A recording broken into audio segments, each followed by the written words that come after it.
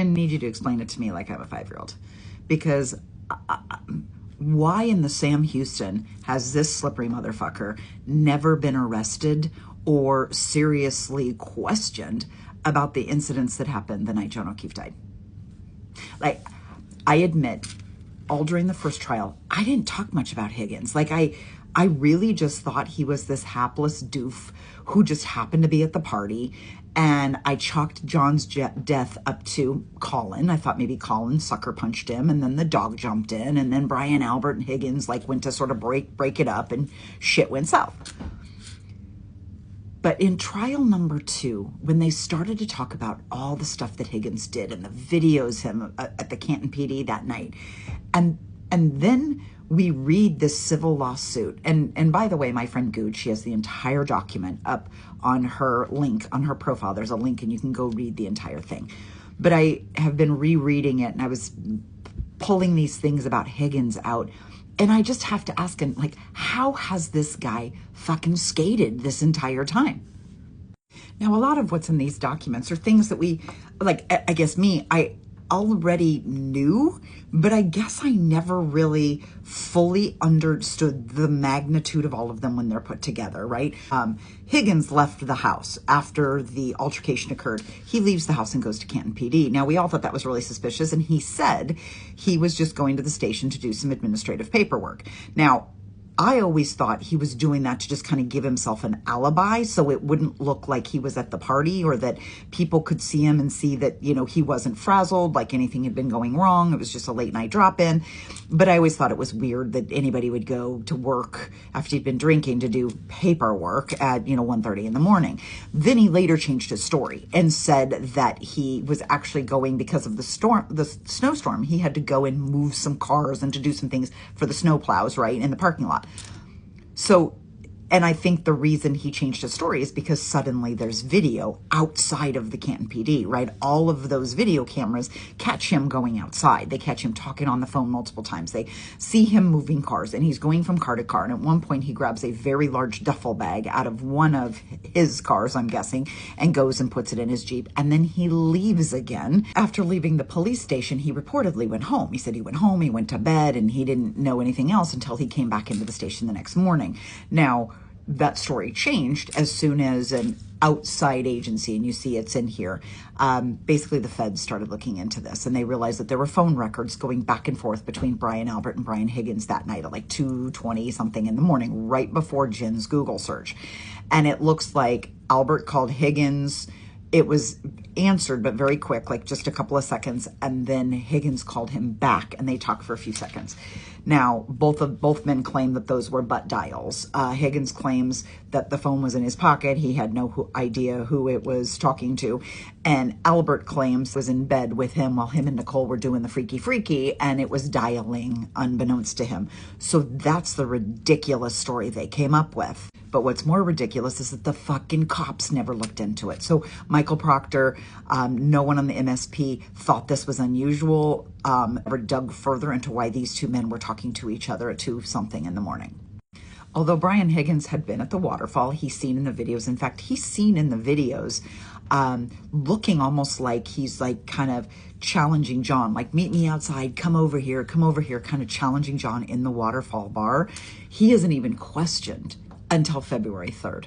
So this is a few days after the incident. He's not even questioned. And people knew he was at the waterfall. People knew he came to the house. People knew he left the house and went to the PD. There's also what looks like him, I think it's him, on some of the Sallyport videos. So why is he out in the garage around Karen Reed's SUV? But still, no one talked to him until February 3rd. Even though he wasn't a subject of the investigation, clearly, he was just kind of treated like he was just this bystander, and he wasn't focal to the story. Like in the very beginning, they kind of just made it seem like, he was just a dude who was at the party. And they're like, oh yeah, by the way, he sort of had a crush on Karen Reed.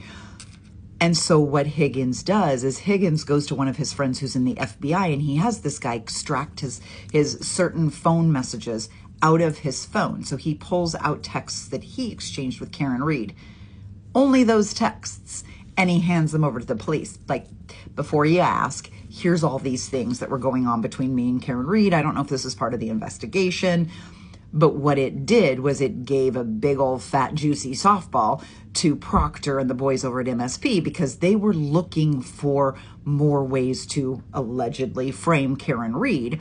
And Higgins going, hey, look, she was having an affair with me behind John's back, was just what they were looking for. They were probably so thankful that Higgins did this that none of them ever thought for even a fucking second that this was suspicious behavior.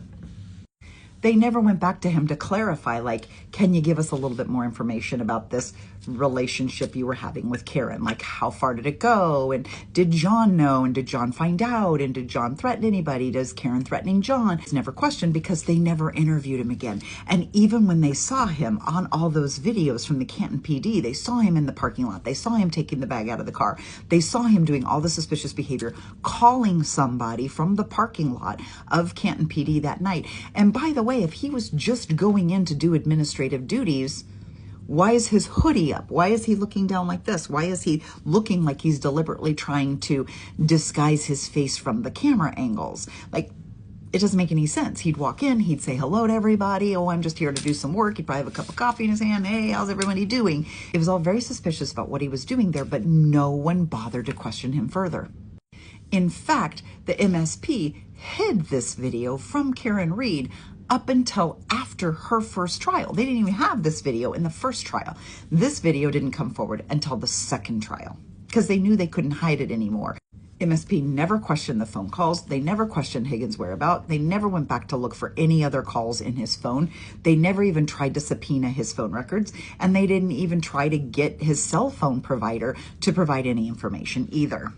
In fact, we all know he disposed of his phone, but this was some newer stuff to me. He was issued a preservation order. He and Brian Albert both destroyed their phones. But it was really unusual. All I had heard was that he drove to a military base to dispose of it in their dumpster. And up on the stand, Higgins made it sound like, what? What's the big deal? Yeah, I go over to the military base all the time. But this was the first time I had heard that the military base was on Cape Cod. Maybe I knew that if I was from the area, but I'm not from the area, so I did not know that. It was Cape Cod. He removed the SIM card. He cut the SIM card in half with a pair of scissors that he brought with him, then put one thing in one dumpster and one thing in another dumpster and came home. For some reason, absolutely no one in the MSP thought it was suspicious that this cat drives over an hour to dump some garbage. In the morning, in that first morning after they found John O'Keefe, Officer Lank, Officer Good, all of those guys go back to Canton PD, and conveniently there's Higgins. He'd come to work early that day and was talking to them. Again, none of them seriously questioned him. He was at the house the night before. None of them asked him to provide any sort of statement. They never asked him to go back to the scene and walk through it. They never asked him what happened at the waterfall. None of them took him seriously. In fact, he was able to be at the Canton PD all morning. He was able to drive whatever narrative he and Brian Albert had decided on the night before. And why the fuck this guy is still roaming free is beyond me.